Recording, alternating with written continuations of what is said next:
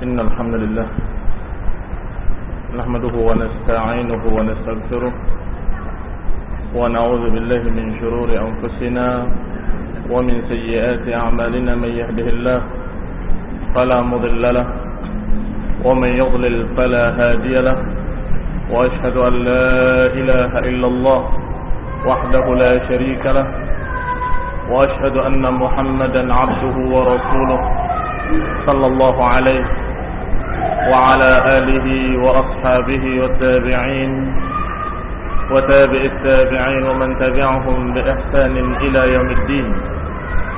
يا أيها الذين آمنوا اتقوا الله حق تقاته ولا تموتن إلا وأنتم مسلمون. يا أيها الناس اتقوا ربكم الذي خلقكم من نفس واحدة وخلق منها زوجها وبث منهما رجالا كثيرا ونساء، واتقوا الله الذي تساءلون به والأرحام إن الله كان عليكم رقيبا.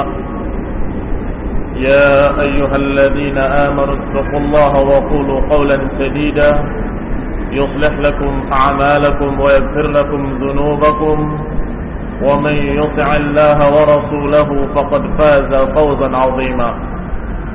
أما بعد، فإن خير الحديث كتاب الله، وخير الهدي هدي محمد صلى الله عليه وعلى آله وسلم، وشر الأمور محدثاتها، فإن كل محدثة بدعة، وكل بدعة ضلالة، وكل ضلالة في النار.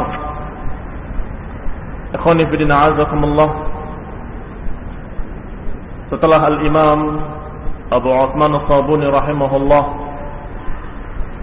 menyatakan bahwa Ahlus Sunnah wal Jamaah, Ashabul Hadis, menetapkan khilafah kepada Uthman bin Affan dan menetapkan sahnya khilafah beliau dengan musyawarah dari orang-orang yang dipilih oleh Umar sebelumnya radhiyallahu anhu, dan juga secara umum para sahabat ridwanullah alaihim ajma'in. Maka selanjutnya Imam As-Sabuni mengatakan, "Thumma khilafat Ali radhiyallahu anhu bi bai'ati as-sahabah iyyahu arafahu wa ra'ahu kullun minhum radhiyallahu anhum ahaqqal khalqi wa awlahum fi dhalikal waqti bil khilafah wa lam yastajizu asyanahu wa khilafahu." Kemudian Ashabul Hadis menetapkan khalifah yang keempat yang sah adalah Amirul Mukminin Ali ibn Abi Thalib radhiyallahu taala anhu, yang dibaiat oleh para sahabat radhiyallahu taala anhum, yang mereka mengenali Ali bin Abi Thalib, mereka tahu kedudukannya, dan mereka paham bahwa beliau ahaqqul khalqi bil khilafah, bahwa beliau adalah sepantas-pantas manusia untuk menjadi khalifah ketika itu. Wa aulahum, dan yang paling utama, fi dzalikal waqti bil khilafah. Kalimat fi dzalikal waqti bil khilafah ini kalimat penting. Ini pada waktu itu beliau adalah ahaqqun nas bil wilayah, manusia yang paling berhak untuk menjadi khalifah ketika itu. Kalau di zaman masih ada Abu Bakar, maka Abu Bakarlah yang ahaqqul bil wilayah. Ketika di zaman Umar, maka Umarlah yang paling berhak, paling pantas untuk menjadi khalifah. Ketika ada Utsman, beliau adalah yang paling pantas menjadi khalifah. Maka ketika Utsman terbunuh radhiyallahu taala anhu, maka yang paling pantas untuk menjadi khalifah ketika itu adalah Ali ibn Abi Thalib. Tentunya di antara bukti-bukti atau dalil-dalil yang menunjukkan bahwa Ali bin Abi Thalib paling pantas menjadi khalifah adalah apa yang telah kita bahas pada kajian yang lalu. Ketika Umar menentukan 6 orang, di antara 6 orang itu adalah Ali bin Abi Thalib dan Utsman bin Affan. Dan kemudian ketika dipilih oleh para sahabat, maka mereka memilih antara dua orang ini, Ali bin Abi Thalib atau Utsman bin Affan. Maka tentunya setelah Utsman terbunuh, tidak ada lain yang paling pantas untuk menjadi khalifah selain Ali bin Abi Thalib. Demikianlah qanifina azakumullah, hanya saja masa-masa tersebut adalah masa-masa fitnah, karena mulainya pedang kaum muslimin mengenai kaum muslimin, karena dimulai saat itu perpecahan, pertikaian yang dimulai oleh para pemberontak yang datang kepada Utsman, yang berakhir dengan terbunuhnya Utsman bin Affan radhiyallahu taala anhu. Dihikayatkan oleh beberapa sahabat kejadian itu. Di antaranya Abdullah bin Amir bin Rabi'ah menyatakan, "Kuntu ma'a Utsman fid dar." Aku waktu itu bersama Utsman di rumah itu ketika dikepung. Kemudian Amirul Mukminin Utsman berkata, "A'zim ala kulli man ra'a anna 'alaihi sam'an wa ta'atan illa kaffa yadahu wa silahahu." Kata Utsman ketika itu, aku tegaskan, barang siapa yang berpendapat bahwa dia wajib taat kepadaku, maka hendaklah menahan tangannya dan menahan senjatanya. Ini jawaban bagi orang yang berpendapat bahwa Utsman itu terbunuh wajar, karena sahabat sendiri diam, ridho dengan para pemberontak itu. Maka kita bantah, tidak, para sahabat tidak ridho. Bahkan para sahabat membela Utsman, sesungguhnya mereka ingin membela Utsman, tetapi Utsman bin Affan menyatakan, "A'zim alaik." A'zim ini azimah. Azimah itu perintah yang tegas, keputusan dari Amirul Mukminin. Maka para sahabat, mereka dihadapkan atas dua pilihan. Kalau tetap melawan pemberontak, melanggar Amirul Mukminin, melanggar perintah khalifah. Kalau tidak memerangi mereka, menahan tangan, menahan pedang, berarti membiarkan Utsman terbunuh. Ini dua perkara yang dihadapi oleh para sahabat. Maka mereka gelisah. Mereka datang kepada Utsman dan melindungi Utsman dalam keadaan tidak boleh menggerakkan tangannya, tidak boleh mengangkat senjatanya. Ini riwayat dari Abdullah bin Amir yang menyatakan bahwa dia ada di situ waktu itu.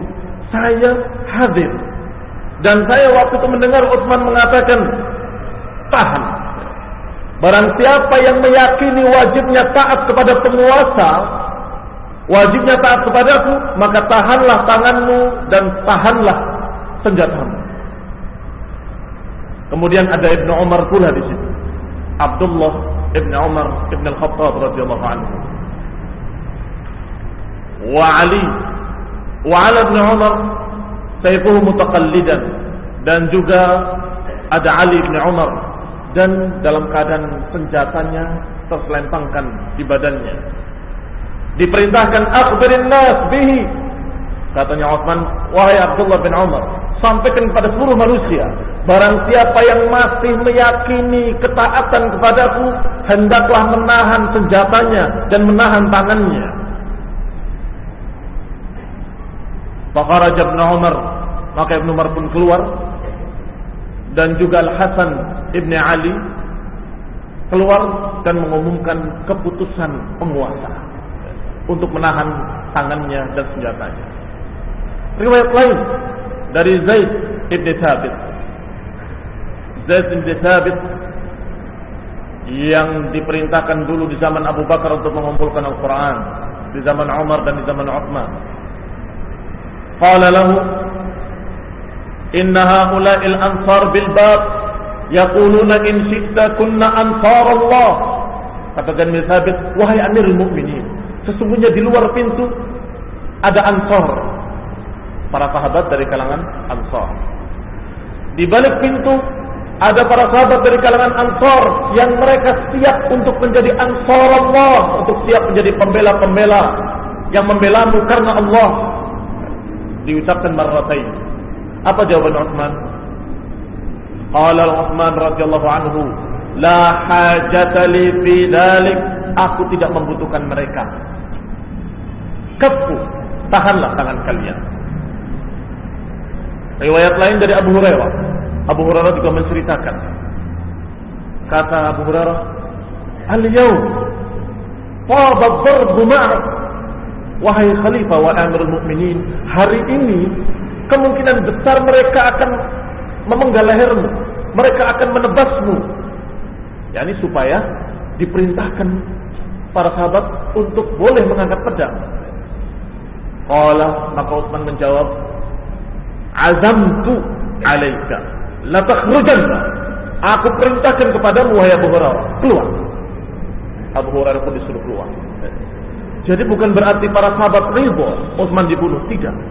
Tetapi Utsman memiliki satu perintah dari ijtihad beliau untuk membiarkan mereka dan tidak diperangi dengan pedang. Karena para pemberontak itu masih muslimin, masih orang-orang yang mengaku dengan syahadatain, masih sholat. Maka Abu Hurairah pun keluar. Terus para sahabat masing-masing menasihati Utsman untuk perintahkan pada kami, perintahkan pada kami untuk mengusir mereka. Sampai terakhir keluar adalah Al-Hasan ibni Ali, akhir man kharaja min indih. Yang terakhir keluar dari rumahnya Utsman adalah Hasan ibni Ali radhiyallahu anhuma. Semoga Allah meridhai keduanya. Ini membuktikan bahwa Hasan ibni Ali radhiyallahu anhuma termasuk yang tidak ridho dan termasuk pembela Utsman ibn Affan. Karena memang waktu itu datang semua, Hasan wa Husain wa Ibnu Umar wa Ibnu Zubair wa Marwan dan lain-lain dari para sahabat. Tapi semuanya diperintahkan oleh Utsman untuk menahan tangannya, menahan senjatanya, dan diperintahkan untuk keluar. Maka yang terakhir adalah Hasan ibni Ali radhiyallahu anhuma, dan kemudian dua orang sahabat lainnya tidak mau keluar, tapi tetap menahan senjatanya. Ibnu Zubair mengatakan, na'zim ala anfusina an la nabrah, sungguh aku bertekad untuk aku tidak keluar, tetap di sini. Maka tiba-tiba pintu terbuka dan para pemberontak masuk, dan kemudian mereka sempat menarik jenggot Utsman bin Affan dan kemudian menyembelihnya radhiyallahu taala anhu wa ardahu. Dan kata Qadhi Abu Bakar bin Al-Arabi menyatakan, maka tertumpahlah tetesan darahnya kepada mushafnya yang sedang dibaca. Utsman tidak bergeming, tidak bergerak, melihat para pemberontak masuk, tidak bergerak, tetap membaca Al-Quran, sehingga di antara tetesannya menetes di ayat Allah Subhanahu wa taala, fasayakfikahumullah, yang maknanya sungguh Allah akan membalas mereka untukmu. Dan sampai sekarang, kata Ibnu Arabi, darah tetesannya itu masih belum dikerik dari mushaf tersebut. Tentunya di zaman Ibnu Arabi, entah sekarang. Di zaman beliau, di zaman penulis Ibnu Arabi, masih ada tetesan darahnya di kalimat fasayakfikahumullah. Termasuk di antaranya Aisyah radhiyallahu taala anha, ketika mendengar terbunuhnya Utsman, maka Aisyah radhiyallahu taala anha berkata dalam keadaan menangis, ghadibtu lakum min as-sawti wa la aghdab li Utsman min as-sayf, sungguh aku marah terhadap kalian dengan satu semeti, dan aku tidak marah kepada Utsman walaupun dia berbuat dengan pedang. Kenapa demikian? Karena Utsman Amirul Mukminin, khalifah. Kalau menentukan bulan harus dipenggal lehernya, aku tidak marah, kata Aisyah. Tapi kalau kalian walaupun hanya dengan semeti, bukan dengan senjata tajam, apalagi senjata api, aku marah. Karena itu berarti menentang penguasa, berarti pemberontak, khuruj. Yang namanya khuruj alal hukam, yang namanya memberontak kepada penguasa yang sah, walaupun dengan benda tumpul tidak boleh. Maka Aisyah mengatakan, sungguh aku marah pada kalian walaupun kalian memeranginya dengan semeti, dan aku tidak marah kepada Utsman kalau Utsman menggerakkan pedangnya untuk memerangi kalian. Ista'tabtumuhu, kalian mencelanya, kalian mencercanya, kalian meninggalkannya, dan kemudian kalian membiarkan Utsman dalam keadaan seperti itu. Kemudian kalian membunuhnya. Ini menunjukkan kalau Aisyah pun tidak ridha. Tiba-tiba ada yang berkata kepada Aisyah, "Lakin amaluki katabti ila an-nas ta'murina bil khuruj 'alaih." Tetapi bagaimana dengan suratmu? Suratmu yang menyuruh mereka untuk melawan Utsman. Aisyah mendengarkan kalimat itu terkejut, seakan-akan petir yang menyambar beliau. "Walladzi amana bihil mu'minun wa kafara bihil kafirun, ma katabtu ilaihim sawadan fi bayad." Sungguh demi Allah yang diimani oleh orang-orang beriman, yang diingkari oleh orang-orang kafir, sungguh saya tidak menulisnya hitam di atas putih, tidak pernah menulis sama sekali. Sawadan ala bayad, berarti fitnah saat itu adalah fitnah yang mengerikan, fitnah yang sangat mengerikan. Ada surat dari Aisyah, ada surat dari Talha, ada surat dari sekian sahabat. Ikhwani fillah, a'azakumullah. Setelah terbunuh Utsman bin Affan, maka para sahabat semuanya ketakutan. Bukan ketakutan pada para pemberontak, tapi takut kepada Allah, takut akan turun azab. Beberapa sahabat ke Madinah, beberapa sahabat keluar dari Madinah untuk ke kota lain. Seperti Muhammad Ibn Maslamah naik ke gunung sesuai dengan pesan dari Rasulullah SAW. Kalau kamu melihat pedang kaum muslimin mengenai kaum muslimin, maka patahkan pedangmu, larilah ke gunung. Mereka betul-betul ketakutan karena seorang yang saleh, seorang yang mukmin, Amirul Mukminin, manusia terbaik setelah Abu Bakar wa Umar, dibunuh secara zalim, bukan oleh orang kafir seperti Abu Lu'lu' membunuh Umar, bukan oleh orang-orang kafir seperti para syuhada yang lain, tapi Utsman walaupun syahid, tapi yang membunuhnya kaum muslimin. Ini betul-betul mengerikan. Fitnahnya sangat dahsyat. Maka mereka masing-masing diam di rumahnya dalam keadaan ketakutan dan kebingungan siapa yang akan menjadi khalifah setelah ini, siapa yang akan menjadi Amir Mukminin setelah Utsman. Ikhwani fillah, a'azakumullah. Tentunya para pembunuh tadi, sebagaimana kaum Khawarij, kalau sudah membunuh baru mikir. Jadi bergeraknya itu dengan emosi, bukan dengan pikiran. Bergeraknya dengan emosi yang tanpa diiringi pemikiran sehat, sehingga pokoknya perangi, bunuh begitu. Setelah dibunuh baru mikir, siapa gantinya, bagaimana nantinya, apa yang akan terjadi kalau kami pulang ke Mesir dalam keadaan mereka tidak punya pemimpin. Bagaimana kalau kami kembali ke Kufah, ke Baghdad dalam keadaan mendengar Utsman mati dalam keadaan tidak ada penggantinya. Mulai mereka bingung. Mereka datang kepada Ibnu Zubair. Ya Ibnu Zubair, aku baiat engkau sebagai khalifah. Yang bingung para pembunuh tadi, karena merasa bertanggung jawab. Kata Ibnu Zubair, demi Allah aku berlepas diri dari kalian dan aku kembali kepada Allah, dan aku tidak bersama kalian dan tidak ridho dengan perbuatan kalian. Ditinggal oleh Ibnu Zubair. Mereka datang kepada Talha Ibnu Ubaidillah. Ya Talha, aku baiat engkau sebagai khalifah. Demi Allah aku tidak ridho dengan apa yang kalian perbuat dan aku berlepas diri dari kalian. Semuanya berlepas diri. Sampai kepada Ali bin Abi Thalib.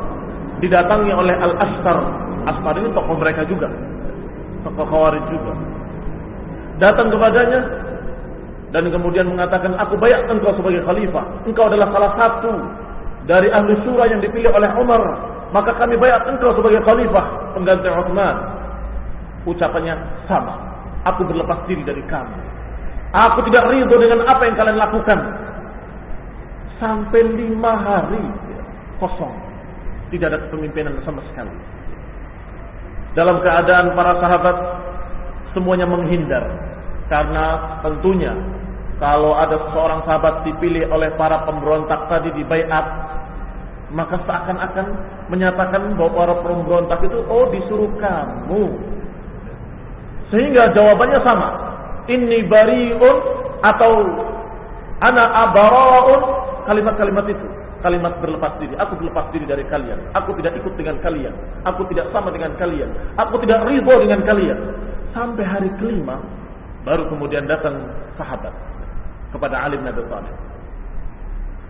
Wahai Ali radhiyallahu ta'ala anhu, tentunya tidak mungkin kaum muslimin terus begini tanpa ada kepemimpinan. Bagaimana kalau aku baiat engkau? Tidak, kata. Tidak, kembalikan bahwa namanya kepemimpinan adalah dengan musyawarah. Baik, mereka sudah bermusyawarah ketika memilih Utsman, bahwa mereka tidak bisa membandingkan atau membedakan mulianya atau kemuliaan engkau dengan Utsman. Artinya bersaing orang-orang yang berhak untuk menjadi khalifah antara Utsman dengan Ali. Maka ketika tidak ada Utsman, siapa lagi kalau bukan kamu? Ini ucapan-ucapan para sahabat. Maka Ali bin Abi Thalib mengatakan, biarkan besok, jangan sekarang. Tetapi buka dulu tangan. Tidak, besok saja. Subuh kita kumpulkan. Maka yang pertama membaiat waktu itu adalah Talha bin Ubaidillah. Besok subuh diumumkan bahwasanya Ali bin Abi Thalib adalah yang paling berhak untuk menjadi khalifah dan seterusnya. Maka kaum muslimin tidak ada yang menolak, seluruhnya sepakat kecuali Khawarij lagi. Kenapa? Kok tadi meminta Ali untuk jadi khalifah, sekarang mereka menolak? Karena mereka adalah politikus reaksioner. Orang-orang yang memang tidak menggunakan otaknya, tapi menggunakan hawa nafsu. Kalau mereka langsung membaiat Ali, maka mereka merasa bahwa kami inilah yang berjasa membunuh Utsman dan menggantikan dengan Ali.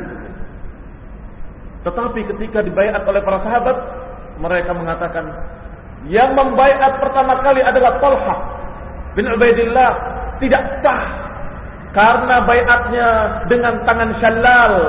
Tahu tangan syallal? Tangan yang lumpuh, cacat. Talha tangannya cacat. Maka tidak sah.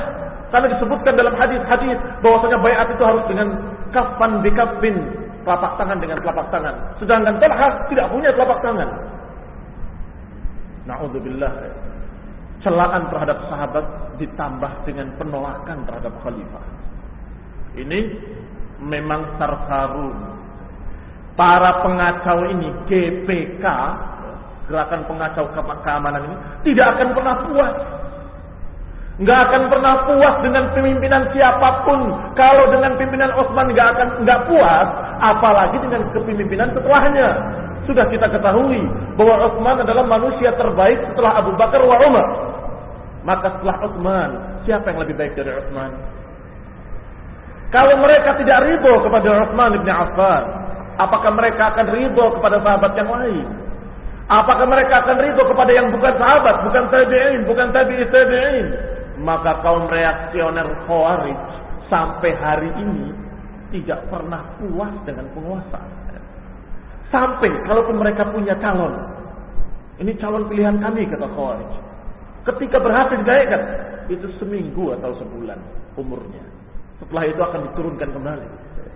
Akan mengatakan bahwa ini tidak pantas menjadi khalifah, tidak pantas menjadi penguasa, turunkan. Inilah keadaan mereka. Ikhwan ibn a'azakumullah, dikatakan di sini, falamma qada Allahu min amrihi ma qada wa madha fi qadrihi ma madha ulima anna al-haq la yutraq an-nas sudan. Setelah sekian lama, beberapa hari ini sangat lama dalam masalah kepemimpinan, maka manusia, para sahabat khususnya melihat bahwa tidak mungkin manusia dibiarkan dalam keadaan sudan, dalam keadaan kosong, tidak jelas siapa pemimpinnya. Laulal isra' bi'aqdil bai'ah li 'Ali la jara 'ala man biha min al-awbas ma la yarqa kharqah. Kalau tidak segera Ali dibaiat, tentunya akan terjadi fitnah lebih besar lagi. Ini baru di Madinah.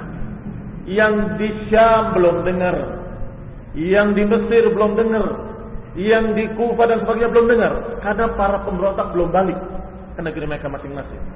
Dan tidak ada waktu itu mass media seperti sekarang, sehingga masih bisa diatasi.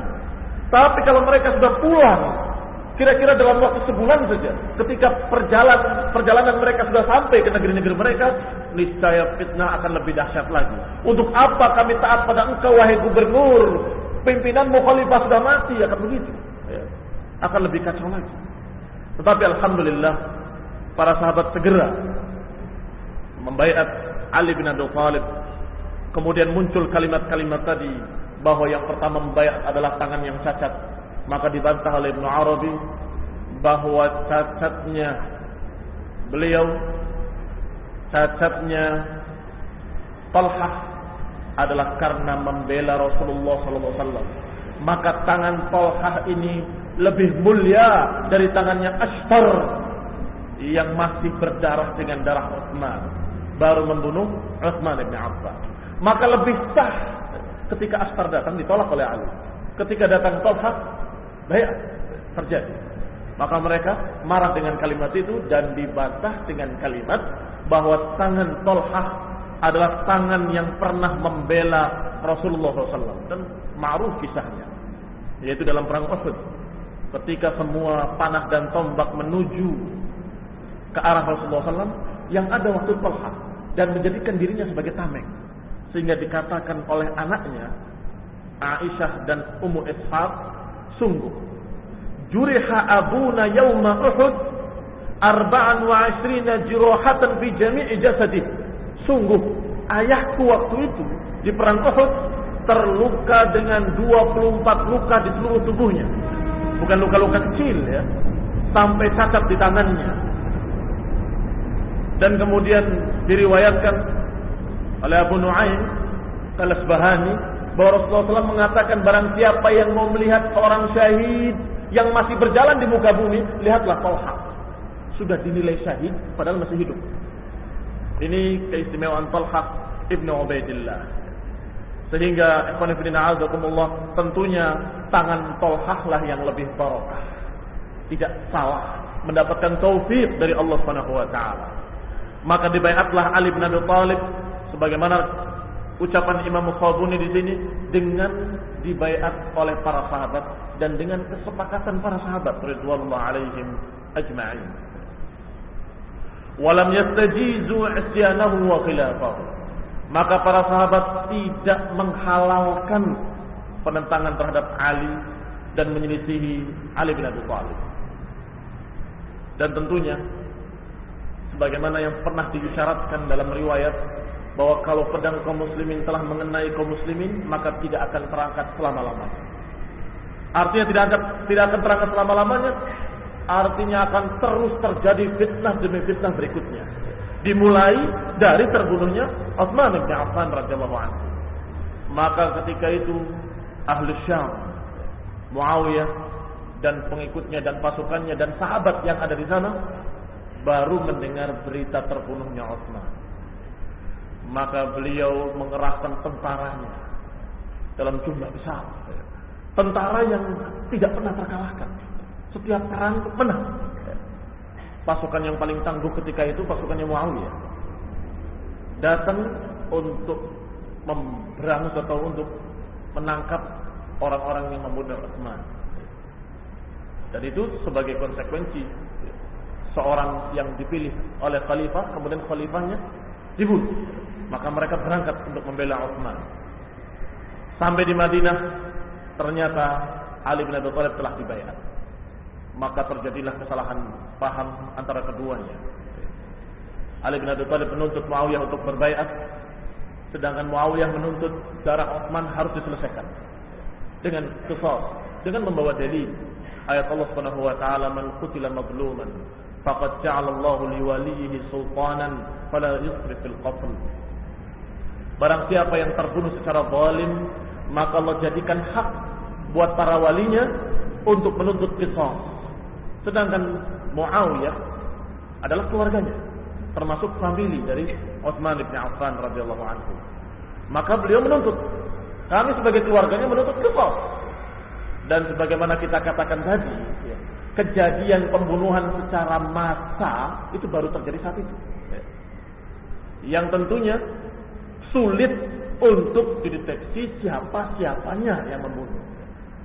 Dan banyak dari rombongan Mesir, dari Kufah dan dari Basrah, banyak. Dan juga orang-orang yang ikut-ikutan dari sekitar sana. Maka sebagian mereka sembunyi di belakang pasukan Ali bin Abi Thalib dengan berpura-pura bahwa kami pengikutnya Ali bin Abi Thalib. Karena melihat kalau ini lebih berbahaya dari ini. Pertama minta Ali untuk menjadi khalifah. Kedua mengatakan pembaiatan Ali tidak sah karena yang membaiatnya tangan cacat. Sekarang ketiga balik lagi kepada Ali. Kenapa? Karena Muawiyah menuntut qisas, Ali tidak. Maka ini yang saya. Padahal Ali bin Abi Thalib sudah menyatakan ketidakridhoannya pada pembunuhan tersebut. Hanya saja karena masa yang begitu banyak, tidak mungkin bisa diperiksa dan teliti siapa pembunuhnya. Sulit untuk dilihat. Ikhwan fillah azakumullah. Tentunya kata para ulama yang hak ada pada Ali bin Abi Thalib. Ijtihad beliau yang benar bahwa untuk urusan qisas, untuk urusan hukum apapun harus melalui imamah. Dan imamah harus dengan bai'ah. Maka akan diselesaikan dengan beres kalau kalian sudah berbaiat pada kita, baiat pada kami. Dan ditambah lagi waktu itu adalah banyaknya orang-orang yang memang munafikin dan memang orang-orang yang dari kalangan khawarij yang sengaja mengadu domba. Inilah qulifina azakumullah, yang tentunya kita tidak perlu mendetailkan fitnah yang terjadi di antara mereka. Yang kita ingat ayat Allah Subhanahu wa taala, wa in ta'ifatan minal mu'minina iqtatalu fa aslihu bainahuma fa in baghat ihdahuma 'ala al-ukhra faqatilu allati tabghi hatta tafi'a ila amrillah. Kata Allah, kalau ada dua golongan orang beriman berperang, maka damaikanlah keduanya. Allah sebutkan mungkin terjadi dua golongan orang beriman berperang, mungkin. Kemudian fa in baghat ihdahuma 'ala al-ukhra, kalau yang satu bagha ini adalah baghiyah. Baghiyah itu menyelisihi penguasa yang sah. Maka perangilah orang-orang yang menyelisihi penguasa yang sah sampai kembali. Maka ini yang dilakukan oleh Ali bin Abi Thalib radhiyallahu anhu. Dan Syekhul Islam Ibnu Taimiyah menyatakan bahwa yang baghiyah adalah Muawiyah radhiyallahu taala anhu karena sudah dibaiat Ali bin Abi Thalib dengan sah. Demikianlah qulifina azakumullah. Alhamdulillah, dengan rahmat Allah dan taufiknya, mereka tidak sampai terjadi perang besar, pertempuran besar yang memakan korban banyak, tidak. Tapi segera diselesaikan dengan duduk, dengan dibicarakan. Ketika mereka membicarakan untuk berdamai, kembali yang marah Khawarij lagi. Memang mereka betul-betul pas kalau disebut GPK, gerakan pengacau keamanan. Enggak senang kalau keadaan aman, enggak senang. Kalau keadaan aman, dia kelihatan penjahat-penjahat, kelihatan. Kalau keadaan kacau, dia enggak kelihatan kalau dia penjahat. Sehingga ketika damai, Khawarij lagi yang mengatakan, sungguh demi Allah, kami akan keluar dari kalian semua. Kenapa kalian mengadakan perdamaian? Kenapa kalian berhukum dengan fulan dan fulan? Kenapa berhukum dengan manusia, tidak berhukum dengan Al-Quran? Wa man lam yahkum bima anzalallahu fa ulaika humul kafirun. Barang siapa yang tidak berhukum dengan hukum Allah, maka dia kafir. Dianggap kalau mengambil orang sebagai penengah, dianggap mengambil selain Al-Quran. Ini jahilnya mereka. Orang yang berjalan dengan emosi tanpa ilmu. Jahil, bodoh, emosinya yang memimpin mereka. Sehingga mereka mengatakan kalau menjadikan Amr bin As, Abu Musa al-Asy'ari sebagai penengah, berarti bukan Al-Quran. Harusnya Al-Quran yang jadi penengah. Maka mereka angkat Al-Quran di ujung pedangnya dan mengatakan waman lam yahkum bima anzalallah, diangkat tinggi-tinggi sambil mengatakan